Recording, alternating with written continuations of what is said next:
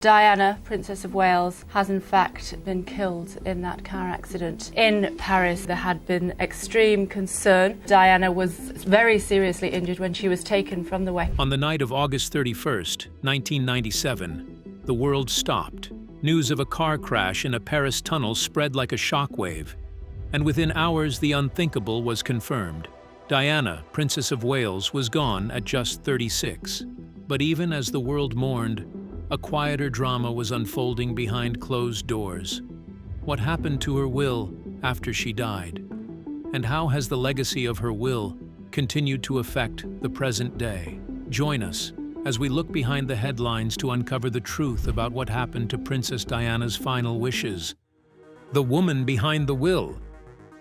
To understand what happened to Princess Diana's estate, it helps to understand who she was when she wrote her will. In 1993, Diana was 32 years old and navigating one of the hardest periods of her life. Her marriage to Prince Charles had collapsed in all but name.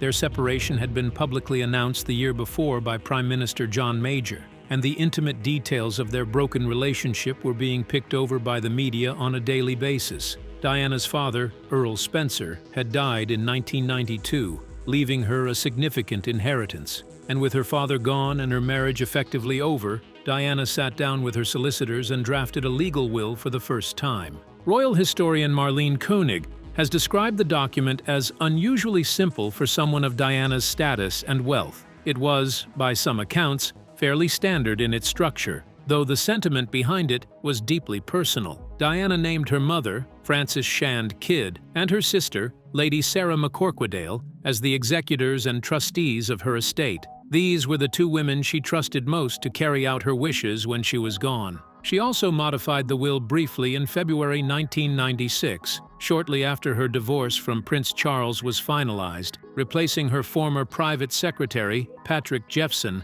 as an executor and trustee with her sister Sarah. What made Diana's situation unusual was that her divorce settlement from Prince Charles the following year brought her a reported lump sum of around £17 million, which was equivalent to roughly $22.5 million at the time. That massive financial settlement dramatically increased her estate, but Diana never updated her will after receiving it, which meant it was based on her 1993 financial picture rather than the much larger reality of her fortune at the time of her death. By the time she died in August 1997, the High Court of Justice had assessed the gross value of her estate at £21,711,485, which is more than $35 million in 1997 dollars. The world is in shock. Diana, Princess of Wales, is dead, and Britain is in mourning. After inheritance tax, the net estate was approximately £12 to £13 million.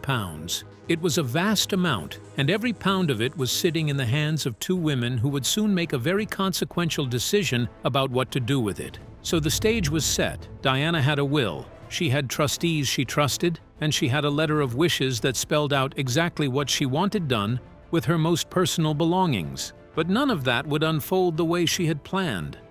The letter of wishes. The day after she signed her will in 1993, Princess Diana sat down and wrote a separate document known as a letter of wishes. This was not an unusual thing to do.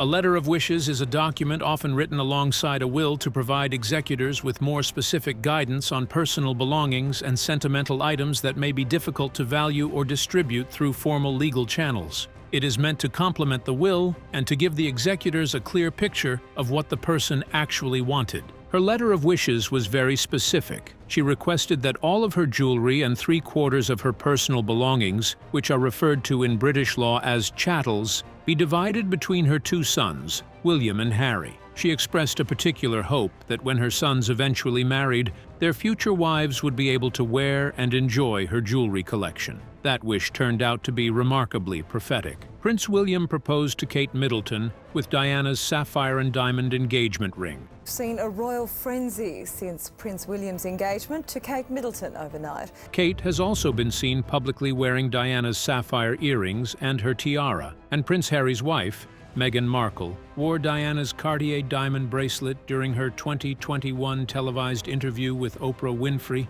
and 2 diamonds from Diana's personal collection were incorporated into her engagement ring. But Diana's jewelry was not the only thing on her mind when she wrote the letter. She also specified that the remaining 1/4 of her personal belongings should be distributed among her 17 godchildren. These were people Diana clearly cared about deeply, many of whom had been part of her life since before she ever became a princess. Some of her godchildren were well-known figures in their own right. They included Clementine Hambro, the great-granddaughter of Sir Winston Churchill, who had served as one of Diana's flower girls at her 1981 wedding to Prince Charles at the age of just 5. They also included India Hicks, the daughter of Lady Pamela Hicks, and a prominent figure in the world of interior design. Each of these people had a personal connection to Diana, and she had deliberately set aside a portion of her estate for them. Based on the estimated value of Diana's personal property at the time, each godchild's 1/4 share would have been worth approximately £100,000, which is around $160,000. That was not a small amount of money.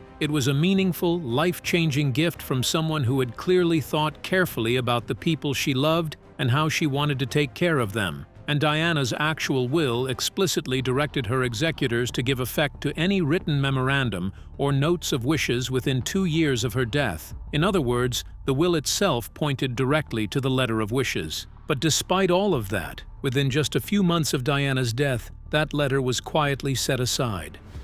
The secret court order. In December 1997, just 4 months after Diana died, her executors, Francis Shand Kidd and Lady Sarah McCorquodale, went to a court in England. They got something called a variation order. This is a legal way to change the terms of a will or related document after someone has passed away. The Prince of Wales had been brought up to believe that in every way he was the preeminent figure as the heir to the throne. It's not something that happens often, and the court needs a good reason to allow it. In Diana's situation, the executors noted a discrepancy in the documents, stating that the letter of wishes was not written clearly enough to be fully enforceable under British law. The word that caused the most significant problem was the word discretion. Diana had directed her executors to give effect to her letter of wishes, but the letter itself used language suggesting that the distribution of her belongings was ultimately at the executor's discretion. Because the letter did not contain certain specific language required by British law, the court permitted Diana's mother and sister to use their own judgment about whether to honor it. And they chose, for reasons that have never been fully explained publicly, not to honor it in the way Diana had written. The variation order made 2 major changes. First, it delayed the date at which Prince William and Prince Harry would receive their full inheritance. Diana's original will had said they should receive their share of the estate when they turned 25. Under the new variation order, that age was pushed back to 30, though both princes were permitted to begin receiving interest and income from their trust funds at age 25. Second, and most shockingly, the variation order dramatically reduced what Diana's 17 godchildren would receive. Instead of each godchild receiving a share of approximately £100,000 worth of Diana's personal property, each one would receive just a single item from her estate chosen by the executors. This single item was later described by some observers as a tacky memento, an expression that captures just how far the reality fell short of what Diana had intended. What made the situation even more difficult was how it was handled. The executors went to court without notifying the parents of the godchildren beforehand. Most of the godchildren were still minors at the time of Diana's death in 1997, so their parents were the ones who would have needed to be consulted. They were not. And then, to compound matters further, the details of the variation order were kept secret for several years.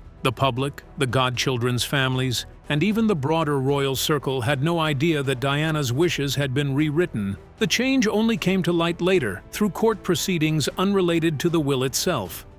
The Butler and the Secret That Broke. Diana's change will become public in a surprising way, involving a man who was one of her closest friends in her last years. Paul Burrell worked as a butler for the British royal family since he was 18. He started as a footman for Queen Elizabeth and later joined Prince Charles and Princess Diana at Highgrove House in 1987. I personally think that Diana fell in love with Prince Charles. It's obvious to me that she was a young... By the time Diana died 10 years later, Burrell was her main butler and a very close friend. Diana said he was the only man she really trusted, and he called himself her rock. When Diana died, Burrell's world fell apart. He had dedicated a significant portion of his adult life to serving her, and her sudden death left him without a purpose, a salary, and, it turned out, a legal problem. In 2001, Burrell was arrested and charged with theft after more than 300 items from Diana's estate were found in his possession. The items included personal letters, photographs, and various other belongings that had belonged to the late princess. Burrell maintained that Diana had asked him to look after these items on her behalf, and the trial became a deeply uncomfortable public spectacle. The case fell apart in November 2002 in a surprising way. Queen Elizabeth said she had met with Burrell privately before the trial, and Burrell told her he was keeping some items from Diana's estate safe. This information undermined the prosecution's case, showing that Burrell had not hidden anything. The charges were dropped. However, the trial revealed many details about Diana's estate, including a variation order and changes to her letter of wishes. Because of what came to light during the trial and the media coverage that followed, the families of Diana's godchildren finally learned what happened to the inheritance she intended for their children. The reaction when they found out was one of shock and anger. These families had been told nothing. They had not been consulted, and instead of the meaningful financial gift Diana had chosen to leave for people she cared about, their children had each received what amounted to a single keepsake from a woman who had intended to give them so much more. It was a huge departure from what Diana had wanted, and the fact that it had been done in silence made it harder to accept. What happened next was even more shocking. The godchildren's story. Princess Diana had 17 godchildren, who were a unique and interesting group of people. Each one had a special connection to her through years of friendship and trust. Some were the kids of her close friends, while others were the children of people she had worked with. A few, like Clementine Hambro and India Hicks, had known her since before she married Prince Charles. Clementine was only 5 years old when she was a flower girl at Diana's wedding at St. Paul's Cathedral in 1981, a moment seen in many famous royal wedding photos. India Hicks, who was 13 at that wedding, later became a successful author, model, and businesswoman. For each of these people, the news that Diana had named them in her letter of wishes would have carried enormous emotional weight. These were not strangers hoping to benefit from a celebrity's estate. These were people with personal histories and connections to Diana, people she had thought of specifically when she sat down to write about what she wanted to happen to her belongings after she was gone. And the amount she had set aside for them, approximately £100,000 each, was significant enough to make a real difference in someone's life. Not just as a symbol, but as a practical financial reality. What each godchild got was just one item chosen by the executors. Most of these items were never revealed to the public, but some commentators called them tacky mementos. This might not be completely fair, as some of Diana's belongings had real sentimental and monetary value, no matter how small. However, the way things changed was very upsetting for the families involved. Diana had been clear about her wishes. She had written them down carefully. But those wishes were ignored, without the families knowing, by the two people Diana trusted to follow them. Up until now, there hasn't been a clear public reason for why Diana's mother and sister decided to ignore her letter of wishes. Some legal experts think that Francis Shand Kidd and Lady Sarah McCorquodale wanted to make sure that William and Harry got a bigger part of Diana's estate, focusing on protecting their inheritance instead of sharing it with others. We're going to switch gears now and turn to a new documentary about Princess Diana, where we hear from her older sister and the questions she still has about the night Diana died 20 years ago. Others believe that the unclear wording in the letter might have made them unsure about what they were supposed to do legally. However, no matter the reason, the outcome was the same. Diana's godchildren got much less than she wanted for them, and their families were not allowed to be part of the discussion before it took place. The estate that toured the world. One of the more remarkable chapters in the story of Princess Diana's estate involves what happened to her personal possessions in the years between her death and the eventual distribution of her inheritance. Under the terms of the variation order, the princes were not set to receive their full inheritance until they each turned 30. Prince William turned 30 in 2012, and Prince Harry turned 30 in 2014. That meant Diana's possessions, including the famous wedding dress and a collection of more than 150 personal items, were held in trust for nearly 17 years after her death. For a long time, Diana's brother, Charles Spencer, took care of her collection. He looked after her famous wedding dress and other items at Althorpe, the family home in Northamptonshire, England. The wedding dress, designed by David and Elizabeth Emanuel, is very well known in fashion history. It was shown at Althorpe for 2 months every year as part of a public display. This exhibition attracted visitors from all over the world and even went to other places. Over the years, it made more than $2 million from ticket sales. The Spencer family said that the money raised went to charities set up in Diana's memory. The collection itself was extraordinary in its breadth and depth. It included 28 dresses alongside the wedding gown, jewelry, photographs, personal letters, family paintings, and home movies. It also included what is perhaps the most emotionally significant single item in the collection, a set of handwritten musical scores and lyrics for the song "Candle in the Wind" as adapted and performed by Elton John at Diana's funeral in Westminster Abbey in September 1997. That song, which was retitled "To Honor Diana," sold over 33 million copies and became one of the best-selling singles in music history. Having the original lyrics and scores as part of the personal estate made the collection feel like a piece of living history as much as a personal inheritance. When Prince Harry finally turned 30 in September 2014, the full collection was transferred to the princes as their rightful inheritance. The wedding dress and the rest of the items became theirs to do with as they saw fit. Neither William nor Harry has talked openly about everything they got, but it was very meaningful for them to finally have their mother's personal belongings almost 20 years after her death. What William and Harry actually received. When the variation order changed the terms of Diana's will in December 1997, it altered not just what the godchildren would receive, but also when William and Harry would receive their inheritance. The original will stated that each prince should receive his share of the estate upon turning 25. Under the new order, that age was pushed back to 30. However, both princes were allowed to begin receiving income from their trust funds at the age of 25, which gave them some access to the financial resources their mother had left behind, even before they could claim the full principal amount. The financial situation of what each prince inherited is further complicated by the years of investment growth between Diana's death in 1997 and the estate's final division. When she died, Diana, Princess of Wales, has been killed in a car accident. the net estate after taxes was about 12 to 13 million pounds, which was to be split equally between her two sons. This meant each prince was supposed to receive around 6 to 6.5 million pounds from the estate itself. However, since that money was kept in trust and invested for many years before they got it, the actual amount each prince received was much higher. By the time Prince Harry received his full inheritance in 2014, media reports estimated the amount had grown to about 10 million pounds, worth around $13 to $16 million, depending on the exchange rate at the time. Both princes inherited their mother's jewelry, which was very special. Diana's engagement ring, a big oval sapphire surrounded by diamonds, was famous worldwide. After Diana passed away, Prince Harry chose to keep the sapphire ring as a way to remember her. He kept it for many years before giving it to his brother William, who used it to propose to Kate Middleton in 2010. The ring is now worn daily by the Princess of Wales, fulfilling exactly the hope that Diana had expressed in her letter of wishes, that her sons' future wives would one day carry her jewelry forward. The jewelry that lived on.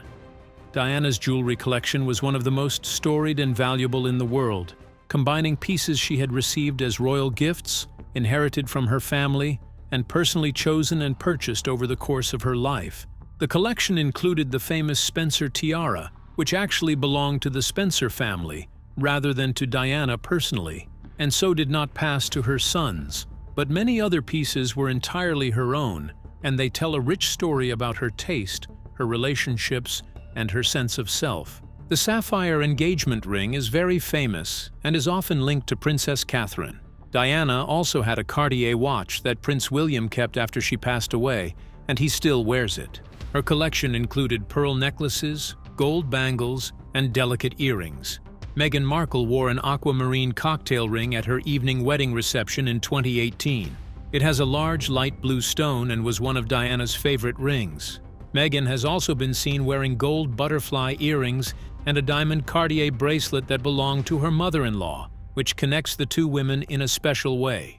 William and Harry were in charge of deciding what to do with Diana's jewelry. The choices they made about giving those pieces to their wives were very meaningful. Diana had written in her will that she wanted her son's future wives to wear her jewelry. This wish has been respected. Kate Middleton proudly wears the engagement ring and matching sapphire earrings. Meghan Markle included 2 of Diana's diamonds in her engagement ring, ensuring a part of Diana is with her in a special and lasting way. Despite any legal issues with Diana's will, her wish for her jewelry to be worn by her son's future wives has been fulfilled. The inheritance that saved Harry.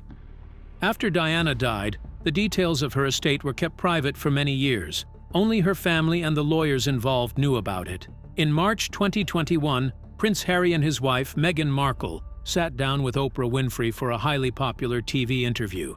They discussed many topics, including claims of racism in the royal family and Meghan's mental health issues while she was a working royal. One of the most touching moments for viewers was when Harry talked about his mother's inheritance. Harry explained that in early 2020, when he and Meghan made the decision to step back from their roles as senior working members of the royal family, his father, Prince Charles, had cut off their financial support. That my family have been briefing the press solidly for well over a decade. They were no longer entitled to the funds that came with their official royal roles, and the royal family also removed their security detail, leaving Harry deeply concerned about how to keep his wife and young son Archie safe in a world where they faced very real threats. It was at this point, Harry said, that he reached into the trust his mother had left for him. Without that money, he told Oprah, they simply could not have built the new life they were trying to create. The phrase Harry used in that interview was simple and completely devastating in its emotional directness. He said he had what his mum left him, and without that, they would not have been able to do it. He also reflected on the meaning of that inheritance in a way that went beyond the purely financial. He said he thought his mother had seen what was coming, and that he had felt her presence with them throughout the whole painful process of separating from the royal family. It was a remarkable statement, suggesting that Diana's decision to leave a substantial trust fund for her sons had, quite literally, given Harry the independence to chart his own course in life, just as Diana herself had spent her final years trying to do. The inheritance that Harry drew on in 2020, which was estimated to be worth approximately £10 million, or around $13 to $16 million, after years of investment growth, became the financial foundation on which he and Meghan built their new life in Montecito, California. It helped pay for their security. It helped them purchase a home. It bought them the time and stability they needed before their Netflix and Spotify deals came through. And in a poetic and somewhat heartbreaking way, the money Diana had set aside for her sons all those years ago became the resource that allowed her younger son to break free from an institution that had caused both him and his mother so much pain.